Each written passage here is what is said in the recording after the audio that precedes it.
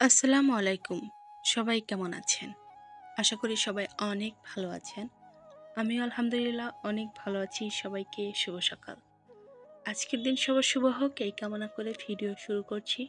Skip না করে ভিডিওর প্রথম থেকে শেষ পর্যন্ত সাথেই থাকুন। আশা করি আজকের এই ভিডিও আপনাদের অনেক ভালো লাগবে। সকালবেলা ঘুম থেকে উঠেই নিজে সবকিছু করেছি, কারণ গত রাত্রিতে আপা অনেক অসুস্থ ছিল, যার জন্য আজকে আসতে পারিনি। সকাল থেকেই আমার কাজটা শুরু হয়ে গেছে। একা একাই কাটা ধোয়া, সব কিছুই আমাকেই করতে হচ্ছে। তো আমার কাছেই বসেছিল আমার শ্বশুর। তো আমি রান্না যখন করি তখন আমার শ্বশুর আমার সাথে অনেক গল্প করে, কাছে বসে থেকে আমার রান্না দেখে অনেক সময়। যখন আমি একা একা কাজ করি তখন অনেক সময় আমার শ্বশুর আমার কাছে বসে থেকে গল্প করে, আমার অনেক কাজেই হেল্প করে।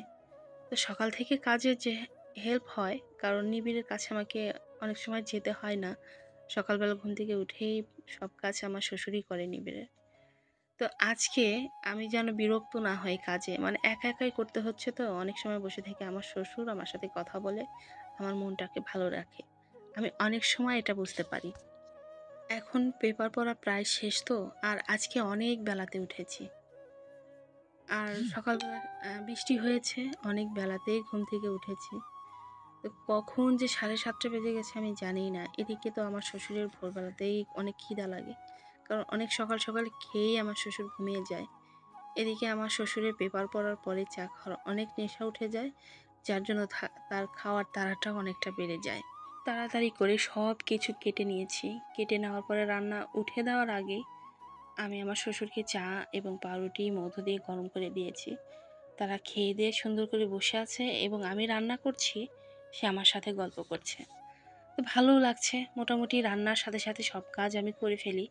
এদিকেই তো করলা ভাজিটা প্রায় হয়ে গেছে। এখন মাছটা বসিয়ে দেব, কারণ একটু মাংস আছে। আপনারা তো দেখেছেনই, আমরা অনেকটুকুই মাংস রান্না করেছিলাম। তো নিবিড়ের আবার একদম ভাজা ভাজা হলেই, কয়েকটা চালের মাংস হলেই তার তো আর কোনো কথা নেই। সে অনেক পছন্দ করে।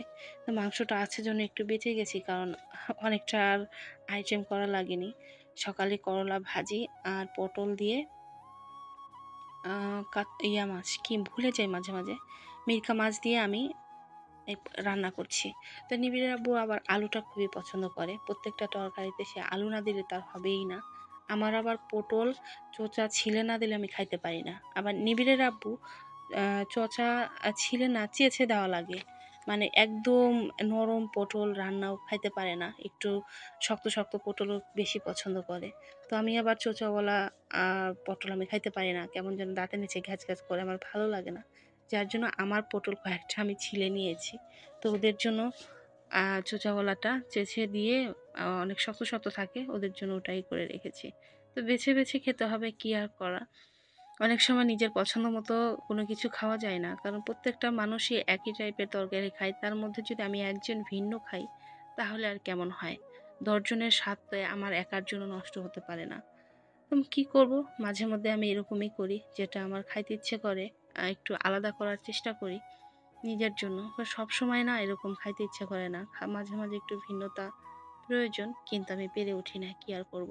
তো মোটামুটি আমার সব রান্না শেষ। এখন উঠানটা ঝাড়ু দিয়ে থালা বাসনগুলো পরিষ্কার করে তারপরে আমি বাতামি লেবু গাছে উঠবো, জাম্বুরা গাছে। আজকে আমার যাকে কুরিয়ার করে বাদামি লেবু পাঠিয়ে দেব। তো গতবার পাঠানো হয়নি, আমি ওইভাবে পাঠাই না। তারপর আসি, এবার ভাবলাম যে গাছে ২-১টা করে পাকা ধরেনি।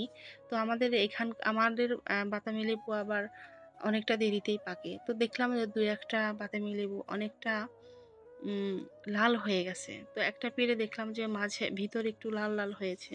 তো সেটাই দিয়ে দিই, যেহেতু আমি কুরিয়ার করে পাঠাচ্ছি, কারণ আমার জায়ের ছেলে, ভাতিজা, তো ও তো আমার হাতের আচার খেতে খুবই পছন্দ করে। আমার হাতের আচার ছাড়া ওর চলবেই না। তো অনেক দিন ধরেই বলছিল যে যখনই আমি ফোন দিয়ে কথা বলবো তখনই আমার ভাতিজা ফোন নিয়ে বলবে, আম্মু আচারের কথা কি তুমি ভুলে গেছো, মনে আছে? তো আজকে ফাইনালি দেশের পরিস্থিতি অনেকটাই স্বাভাবিক, গাড়ি ঘোড়া সব কিছুই চলছে, কুরিয়ার সার্ভিস সব কিছুই মোটামুটি একদম চলছে। তো ভাবলাম যে আজকে ওদেরকে কুরিয়ার করে পাঠাবোই পাঠাবো, কারণ প্রত্যেক দিন ওই ছেলেটার মুখের দিকে তাকালেই এই তো বলবে, ফোন দিলেই বলবে যে আম্মু আমার আচারটা কই। তো ফাইনালি আজকেই পাঠানোর সিদ্ধান্ত নিয়েছি। তো উঠানটা সুন্দর করে ঝাড়ু দিয়ে কিছু বাসি থালা বাসন আছে সেগুলো তো ধুয়েই নিই, সব কিছু পরিষ্কার করে একদম হাত মুখ ধুয়ে খাবো, তারপরে জাম্বুরা গাছে উঠে তারপর জাম্বুরা পারবো। তো আজকের ভিডিও আপনারা দেখতে থাকুন। এরপরে আমি কোথাও কোনো রকমের কথা বলবো না, শুধু মিউজিক দিয়ে ভিডিওটা শেষ করব।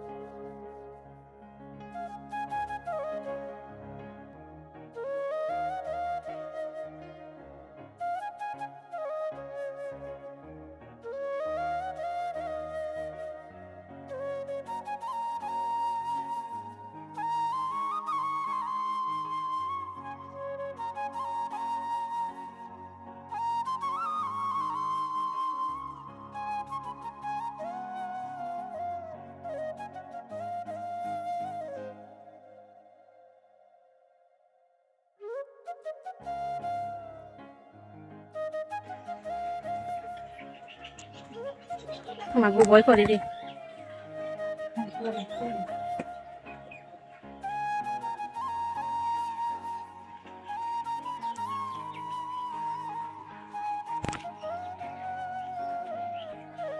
দেখ কয়টা হইলো? 3 রইলো।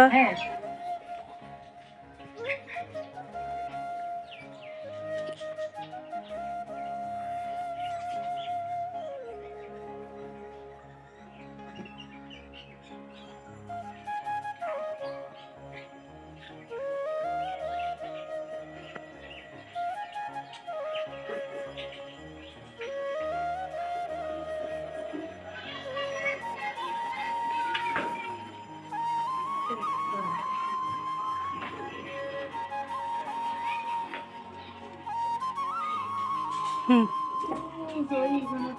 15 এমুর কাটি ধরো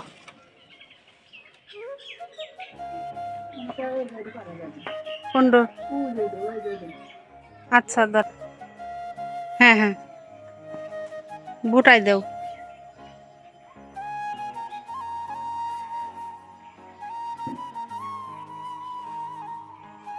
দেও বাড়ি